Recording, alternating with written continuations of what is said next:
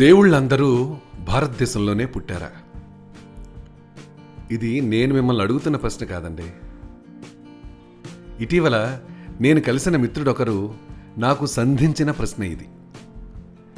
ఈ ప్రశ్నకు జవాబు తట్టక ఒకసారి నేలచూపులు చూడాల్సి వచ్చింది.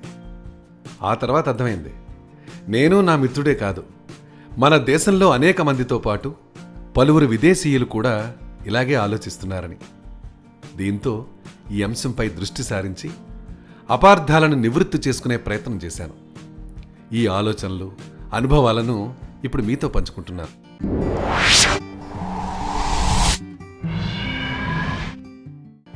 ముందుగా దేవుళ్ల మూలాల్లోకి వెళ్లే ముందు అవతారం అంటే ఏమిటో తెలుసుకోవాల్సిన అవసరం ఎంతైనా ఉంది. అదేవిధంగా దేవుళ్ళు మానవ అవతారాలే ఎందుకు ఎత్తారో కూడా తెలుసుకోవాల్సి ఉంది. అసలు అవతారం అంటే ఏమిటి ముందు చూద్దాం.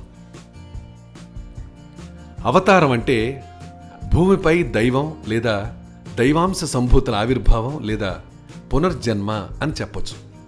అంటే అవతారం అంటే అసలు దేవుడు కాదని, దేవుడి అంశ మాత్రమేనని మనం అర్థం చేసుకోవాలి. సాధారణంగా విష్ణుమూర్తి మత్స్య, కూర్మ, వరాహ, వామన, నారసింహ, కృష్ణ, రామ, పరశురామ, బుద్ధ, కల్కి అవతారాలు దాల్చాడని మనకు పురాణాలు చెబుతున్న విషయం. సమాజంలో ఏర్పడే అవసరాల నిమిత్తం దైవం ఎటువంటి అవతారమైనా ఎత్తుతాడని మనకు పురాణాలు, శాస్త్ర గ్రంథాలు చెబుతున్నాయి. సాధారణ తల్లిదండ్రులకే ఈ అవతారం జన్మించవచ్చు. అవతారం అంటే మానవ శరీరంలో ప్రవేశించే దేవతామూర్తి. ఈ మానవ శరీరం ఇతరుల మాదిరిగానే జనన మరణాలను కలిగి ఉంటుంది. అయితే ఈ అవతారానికి తన దైవత్వం లేదా భూమిపై తాను నిర్వహించాల్సిన కర్తవ్యం ఎప్పుడూ గుర్తుంటుంది. ఈ లక్ష్య సాధనలో అవతారాలు అద్భుతాలు సృష్టించవచ్చు, లేదా ఈ లక్ష్య సాధనకు మరొకరిని వినియోగించుకోవచ్చు. ఋషులు కానీ, యోగులు వంటి వాళ్ళు కానీ ఆధ్యాత్మిక పరిపక్వత చెందిన వ్యక్తులు లేదా దైవాంశ సంభూతులు మాత్రమే మానవ శరీరంలోని అవతారాలను గుర్తించగలుగుతారు. కృష్ణుడు, విష్ణుమూర్తి 8వ అవతారం. దేవుళ్ళందరూ మన దేశంలో జన్మించలేదు. కేవలం కొందరు మాత్రమే మన దేశంలోని వివిధ ప్రాంతాల్లో జన్మించారు. ముందుగా మనం తెలుసుకోవాల్సింది, గ్రంథాలలో చెప్పిన భారతదేశం ప్రస్తుతం మనం నివసిస్తున్న రూపం కాదన్న విషయం. పురాణ గ్రంథాల ప్రకారం ప్రపంచం మొత్తాన్ని ఆర్యావర్తం అని పిలిచేవారు. మహాభారత గ్రంథ రచనకు 1000 ఏళ్ల పూర్వం భరతుడు అనే రాజు రాక్షసులందరినీ ఓడించి ప్రపంచం మొత్తాన్ని ఒకే రాజ్యంగా చేసి దాన్ని భారతదేశం అని పిలిచాడు. ఇప్పుడు కూడా భారతదేశం అధికారిక నామం భారత్. అందువల్ల విష్ణుమూర్తి అవతారాలన్నీ ప్రపంచం లేదా ఆర్యావర్తంలో వెలిశాయి. అంతే తప్ప ఇప్పటి భారతదేశంలో మాత్రమే కాదు. హిరణ్యాక్షుడు ప్రపంచాన్ని పాలించినప్పుడు మొత్తం భూమిని సముద్రంలో ముంచే ప్రయత్నం చేశాడు. దాన్ని అడ్డుకునేందుకు వరహావతారం ఎత్తిన విష్ణుమూర్తి హిరణ్యాక్షుడిని వధించి భూమి సముద్రంలో మునిగిపోకుండా కాపాడాడు. ఈ ఘటన ప్రపంచ స్వరూపాన్నే మార్చేసింది. ఈ సమయంలోనే భూమి ఖండాలుగా విడిపోయింది. భూమి మీద 2 రాజ్యాలు. వేద పురాణ గ్రంథాల ప్రకారం లక్షల సంవత్సరాల క్రితం సత్య, ద్వాపర, త్రేతాయుగాల కాలంలో భూమిపై 2 రాజ్యాలుండేవి. ఒకటి మనుషులు నివసించే ఆర్యావర్తం, రెండోది రాక్షసులు పాలించిన పాతాళలోకం. ఈ సమయంలో నాగరిక, అనాగరిక వ్యత్యాసాన్ని కేవలం నైతిక విలువలు, ఆధ్యాత్మికత ఆధారంగా మాత్రమే గుర్తించేవారు తప్ప నేటి పైపై మెరుగులు, ఆధునిక విలాసాల ఆధారంగా మాత్రం కాదు. రాక్షసులు అంటే భయంకరాకారులు మాత్రం కాదు. వ్యక్తుల ప్రవర్తన, స్వభావం, వారి చర్యల ఆధారంగా మాత్రమే రాక్షసులను గుర్తించేవారు. ప్రపంచం మొత్తం ఆర్యావర్తమే. దీన్నే మనం పురాతన భారతదేశం అనొచ్చు.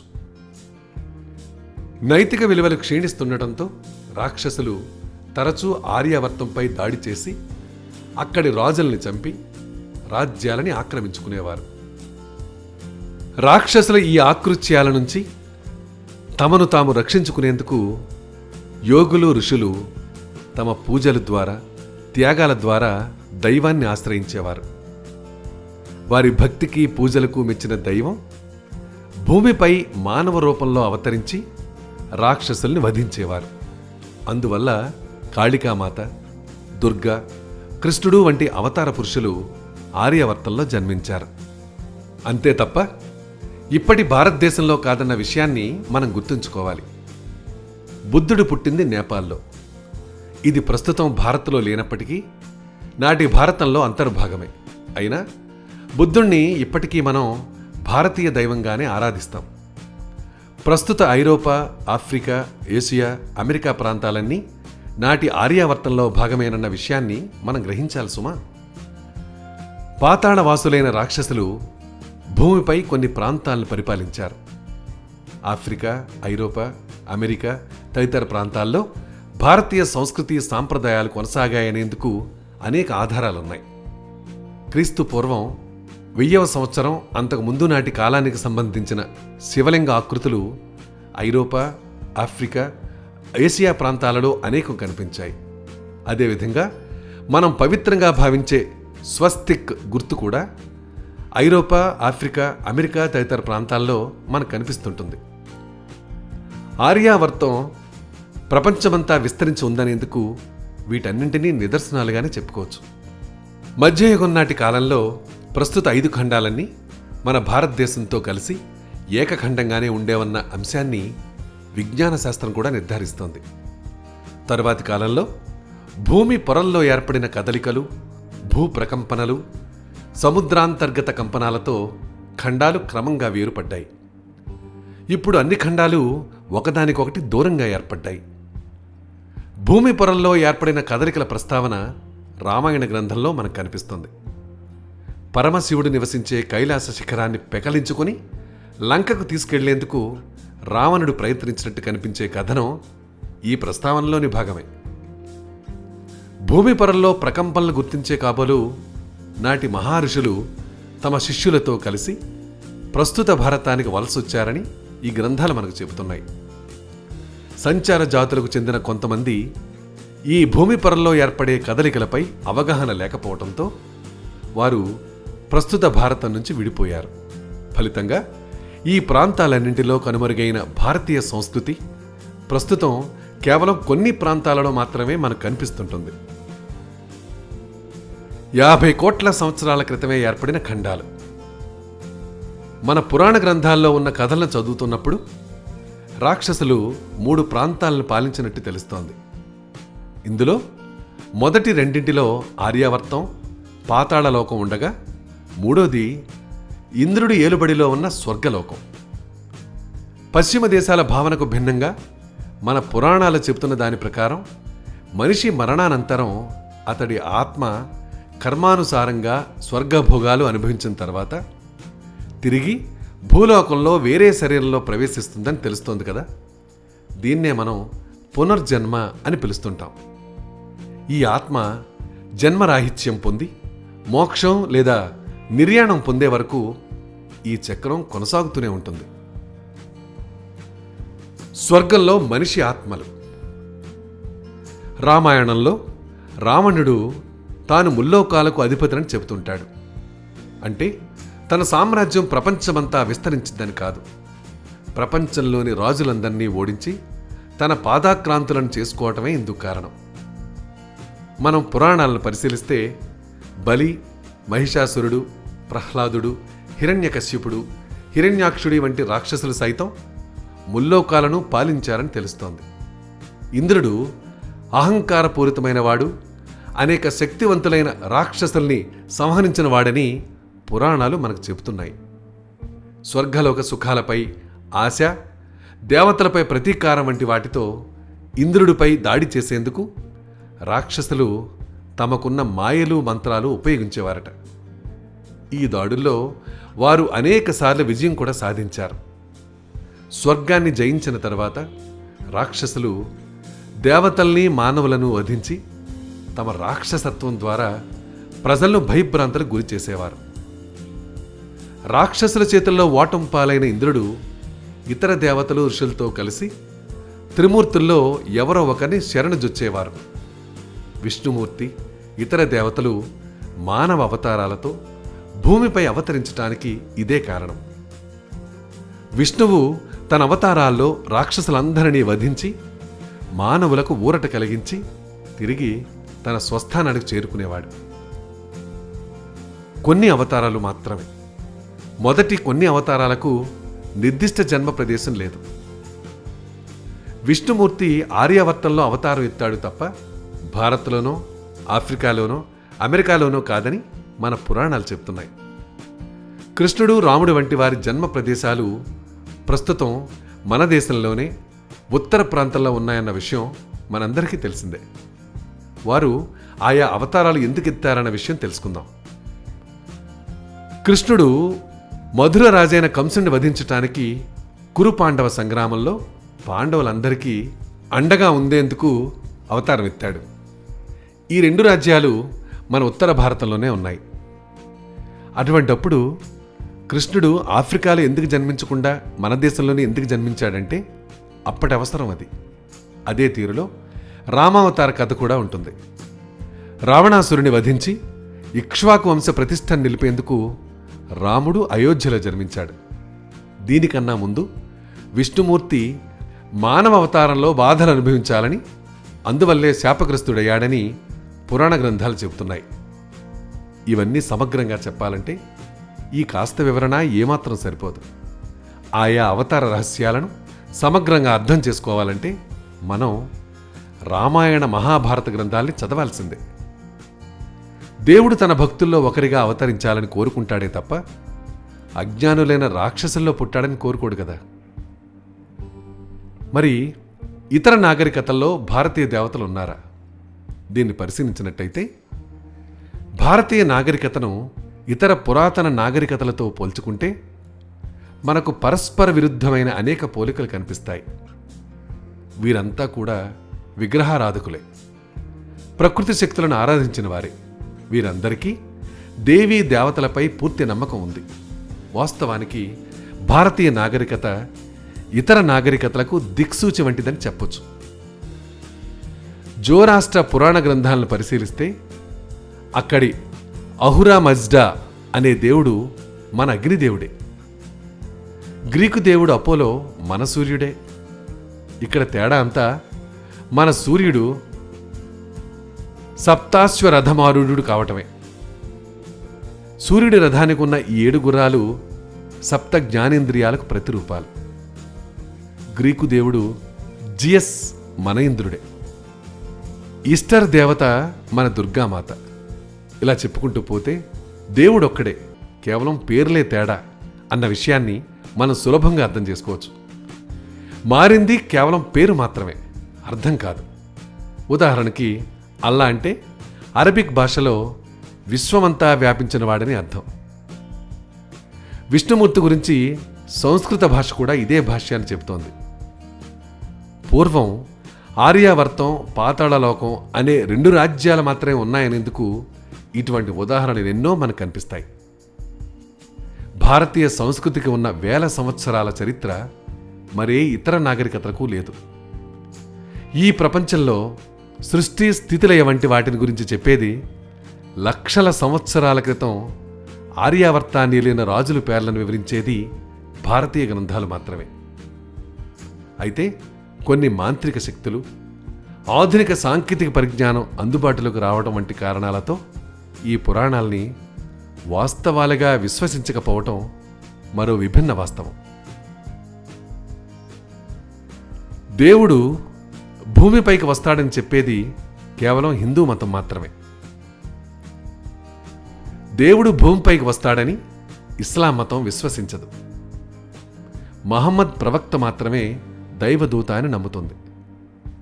ఒకవేళ దేవుడు కాని, ఆయన దూత కాని నిజంగా భూమిపైన అవతరించినా వారు తిరస్కరిస్తారు. క్రైస్తవం మాత్రం యేసుక్రీస్తు తిరిగి భూమిపై జన్మిస్తాడని చెబుతోంది. సృష్టి విధ్వంస కాలంలో మరో యేసు భూమిపై అవతరిస్తాడని క్రైస్తవం విశ్వసిస్తోంది. అయితే హిందూ మతంలో గీతా గ్రంథం యదా యదా హి ధర్మస్య మాత్రం అవసరమైన సందర్భాలలో దేవుడు మనిషి రూపంలో అవతరిస్తాడని చెబుతోంది. సంస్కృత శ్లోక పూర్తి రూపం ఇది. యదా యదా హి ధర్మస్య గ్లానిర్భవతి భారత అభ్యుత్థానమ ధర్మస్య తదాత్మానాం సుజామ్యహం. ధర్మం క్షీణించినప్పుడు, జీవిత ప్రయోజనాలను విస్మరించినప్పుడు శిష్టరక్షణ, దుష్ట శిక్షణ కోసం ప్రతి యుగంలోనూ నేను అవతరించి ధర్మాన్ని పునరుద్ధరిస్తుంటాను. పరిత్రాణాయ సాధూనా వినాశాయ చ దుష్కృతాం ధర్మ సంస్థాపనార్థాయ సంభవామి యుగే యుగే. సాధువులను రక్షించి దుష్కర్మలు చేసేవారిని శిక్షించి ధర్మాన్ని స్థాపించటం కోసం నేను ప్రతి యుగంలోనూ అవతరిస్తుంటాను. అయితే దేవుడు అవతరించకపోయినా కొంతమంది సాధారణ మనుషులే తమ మంచి కర్మలతో ధర్మాన్ని అనుసరిస్తుంటారని భావిస్తూ వారందరినీ దైవాంశ సంభూతులుగా విశ్వసిస్తూ వారిని దేవతలుగా ఆరాధిస్తుంటారు. ఇది పూర్తిగా తప్పు కాకపోయినా ప్రార్థించటం కర్మ, అంటే కర్తవ్యాన్ని కొనసాగించటం దైవారాధనతో సమానమని హిందూ మతం చెబుతోంది. ఉదాహరణకు షిరిడి సాయిబాబాను పరిశీలిస్తే ఆయన జీవితాంతం సమాజ హితం కోసమే పాటుపడ్డాడు. ప్రస్తుతం ఆయన మహారాష్ట్రతో పాటు వివిధ ప్రాంతాల భక్తుల్ని విశేషంగా ఆకర్షిస్తున్న దేవుడు. అయితే దైవాంశ సంభూతులను ప్రార్థించటం, అర్చించటం తప్పు కాకపోయినా మోక్షం కావాలంటే కేవలం దైవాన్ని మాత్రమే ప్రార్థించాలని కృష్ణుడు చెప్పాడు. భగవద్గీతలోని 7వ అధ్యాయంలో 21, 22, 23 శ్లోకాలలో మనకు ఈ ప్రస్తావన కనిపిస్తుంది. అయితే ఎవరు ఎవరిని పూజించినా, ప్రార్థించినా భక్తి మార్గాన్ని అనుసరించిన వాడు అంతిమంగా నన్ను చేరుకుంటాడు. కాలానికి ఎవరు అతీతులు కారని కృష్ణుడు ఈ శ్లోకాల ద్వారా ప్రజలకు బోధించాడు. దేవుడు అందరివాడు. దేవుడు మనందరివాడు. కుల, మత, ప్రాంతాలకు అతీతుడు. క్రీస్తు జెరూసలేంలో జన్మించాడు. ఇప్పుడు ఆయన్ను కేవలం ఇజ్రాయేలీలు మాత్రమే పూజిస్తున్నారా? ప్రపంచవ్యాప్తంగా ఆయన పూజలు అందుకుంటున్నాడు. ఇందులో తప్పెవరిది? ఆయన్ను ఇజ్రాయేలుకు సంబంధించిన దేవుడనే వారిదా, లేక ఆయన్ను ప్రార్థించే భక్తులదా? ఇక ఇస్లాం మతాన్ని చూస్తే సౌదీ అరేబియా దాని పుట్టినిల్లు. అయితే అల్లాను కేవలం అరబ్ దైవం అని మాత్రమే ఇస్లాం చెప్పటం లేదు కదా. ప్రపంచవ్యాప్తంగా దాదాపు 30కి పైగా దేశాల్లో అల్లాను ప్రార్థించే కోట్లాది మంది ప్రజలున్నారు. అదేవిధంగా కృష్ణుడి జన్మస్థలం మన దేశంలో ఉందని ఆయన్ను కేవలం భారతీయ దేవుడిగా మాత్రమే చిత్రించనవసరం లేదు. హిందూ మతం మొదటి నుంచి ఇదే చెబుతోంది. దేవుడి రూపాలు వేరైనా దైవం మాత్రం ఒక్కరేనన్నది హిందూ మత సిద్ధాంతం. క్రీస్తును పూజించిన, అల్లాను ప్రార్థించిన, బుద్ధుడి ప్రబోధనలను విశ్వసించిన హిందూ మతం ఏనాడు కూడా అభ్యంతరం చెప్పలేదు. భగవద్గీతలో పైన ప్రస్తావించిన శ్లోకాలు ఇదే అంశాన్ని నిర్ధారిస్తున్నాయి. కొంతమంది పాశ్చాత్యులు తమ కోర్కెలు తీరలేదనో, అజ్ఞానంతోనో కృష్ణుణ్ణి, రాముణ్ణి నమ్మకపోతే అది వారి తప్పు, వారి ఆలోచన లోపం. అంతే తప్ప కృష్ణుణ్ణి, రాముణ్ణి నమ్మే భారతీయుల తప్పు ఏమాత్రం కాదు. దైవం ప్రతి జీవిలోనూ ఉన్నాడు, ప్రతి చోట ఉన్నాడు. ప్రతి జీవిలోనూ దైవాన్ని చూసేవారికి జనన మరణ చక్రం నుంచి విముక్తి లభిస్తుంది. ఇది శ్వేతాశ్వతారోపనిషత్ మనకు చెబుతున్న సత్యం. భారతీయ సంస్కృతి యథాతథం. రాముడు, కృష్ణుడు భారతీయ దేవుళ్ళు అనటానికి కారణం భారతీయులు వారిలో దైవత్వాన్ని చూడటమే. పాశ్చాత్యులు దాన్ని చూడలేకపోతున్నారు. ప్రపంచంలో ఎక్కడ ఏ ప్రాంతంలో ఉన్నా భారతీయులందరూ తమ సంస్కృతి సాంప్రదాయాలను యథాతథంగా కొనసాగిస్తున్నారు. పాశ్చాత్యుల్లో ఇది కనిపించదు. మన దేశాన్ని దాదాపు 6 శతాబ్దాలు ముస్లిం మొఘళ్ళు పాలించిన, దాదాపు శతాబ్ద కాలానికి పైగా క్రైస్తవులు అంటే బ్రిటిషర్లు పాలించిన భారత్ తన సంస్కృతి సాంప్రదాయాలను ఏమాత్రం కోల్పోలేదు. భారతీయులు తమ సంస్కృతి విశ్వాసాలను యథాతథంగా కొనసాగిస్తున్నారు. మత మార్పిడి లొంగని లక్షలాది మంది హిందువులను ఊచకోత కోసిన విషయాన్ని, బ్రిటిష్ పాలనలో అనుభవించిన దౌష్ట్యాన్ని చరిత్ర ఇప్పటికీ మన కళ్ళ కడుతోంది. వేల సంవత్సరాల తర్వాత కూడా భారతీయ సంస్కృతి సజీవంగా ఉందంటే అందుకు కారణం దైవంలో మనకున్న నమ్మకం, సంస్కృతి సాంప్రదాయాల పట్ల మనకున్న విశ్వాసమేనని ఘంటాపథంగా చెప్పొచ్చు. భారతీయ రాజులు కుల మత ప్రాంతాల పేరుతో, విస్తరణ కాంక్షతో తమలో తాము కొట్టుకున్నారు కాబట్టి మొఘలులు, బ్రిటిషర్లు మన దేశాన్ని ఆక్రమించుకోగలిగారు. మనలో ఉన్న బలహీనతను ఆసరా చేసుకున్న విదేశీ దురాక్రమణదారులు, ఆర్యులు దురాక్రమణకు పాల్పడ్డారన్న ప్రచారంతో భారతీయులను చీల్చేందుకు ప్రయత్నించారు. అవసరమైతే అలెగ్జాండర్ శానల్ని ఆసియా భూభాగంలో ఓడించి తరిమి కొట్టి భారత్ను ఏకఛత్రఛాయకు తెచ్చిన అశోక మౌర్యుడి వంటి రాజులు ఇప్పుడు మనకు అవసరం. తరువాతి కాలంలో బౌద్ధానికి ఆకర్షితుడైన అశోకుడు శాంతి, ప్రేమ సందేశాలను వ్యాప్తి చేసేందుకు తన జీవితాంతం జైన ఋషి వలె ప్రపంచ సంచారం చేశాడు. భిన్న సంస్కృతులు కలిగిన భిన్న మతాలు, కులాలు, ప్రాంతాల ప్రజలు భారత్లో శాంతి సామరస్యాలతో జీవిస్తున్నారు. పర్షియాపై అరబ్బులు, యూదులపై హిట్లరు దండెత్తినప్పుడు అనేక మంది పార్సీలు, యూదులు భారత్కు వలస వచ్చారు. వారి కుటుంబాలు ఇప్పటికీ మన దేశంలో ప్రశాంతంగా జీవిస్తున్నాయి. అగ్ర పారిశ్రామికవేత్త టాటా, వాడియా కుటుంబాలు జొరాస్ట్రియన్లకు చెందినవే. ప్రపంచంలోనే భారీ సంఖ్యలో ఉన్న జొరాస్ట్రియన్ల అంటే పార్సీలకు భారత్ కేంద్ర బిందువుగా మారింది. యూదు, ఇస్లాం, హిందూ, సిక్కు, క్రైస్తవ, బౌద్ధ, జైన మతాలకు చెందిన ప్రజలు కలిసికట్టుగా జీవించే దేశం ప్రపంచంలో ఎక్కడైనా ఉందంటే అది మన భారతదేశం మాత్రమే. శాంతి, అహింసల ద్వారా స్వాతంత్ర్యం సాధించిన దేశం కూడా భారత్ ఒక్కటే. లక్షల సంవత్సరాల నుంచి భారత్ ఆధ్యాత్మికతకు పుట్టినిల్లు. అనేక ఆధ్యాత్మిక జ్ఞాన కేంద్రాలు మన దేశంలో ఇప్పటికీ కొనసాగుతున్నాయి. ప్రపంచంలోనే అత్యధిక సంఖ్యలో ఉన్న సాధు సంతులకు భారత్ పుట్టినిల్లు. యోగా, ఆయుర్వేద, గణిత, విజ్ఞాన శాస్త్రాలకు భారత్ పుట్టినిల్లు. గోవులతో సహా ఏ జంతువునైనా వధిస్తే పాపమని, జంతువులకు కూడా ఆత్మలుంటాయని భావిస్తుంటారు. ఇంకా చెప్పాలంటే వసుధైక కుటుంబ నినాదానికి ప్రాణం హిందూ మతమేనంటే అది ఏమాత్రం అతిశయోక్తి కాదు. చివరిగా ఒక మాట, మన పూర్వీకులు, మహారుషులు మహాభారతం, రామాయణం, భగవద్గీత తదితర అద్భుత గ్రంథాల ద్వారా మనకు అపార విజ్ఞానాన్ని, జ్ఞానాన్ని అందించారు.